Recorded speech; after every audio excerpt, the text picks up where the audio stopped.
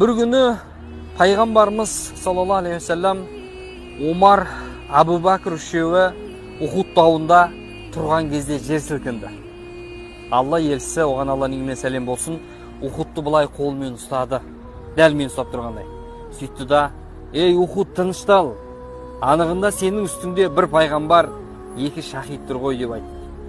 Бұл хадистен түсінетініміз, қайсы бір қауымда жақсы адамдар көп болса, ізгі амал істейтіндер көп болса, ол қоғамға апат та бәле де келмейді екен, індет келмейді екен. Сіз денеңіз шаң болып қалса, сіз оны қолыңызбен қағып тастайтын сияқты, жер күнәдан кірлеп кеткен кезде Алла тағала жермен сілкіп тастайды екен. Сіз қолыңыз кір болып қалса, барып суға жуасыз.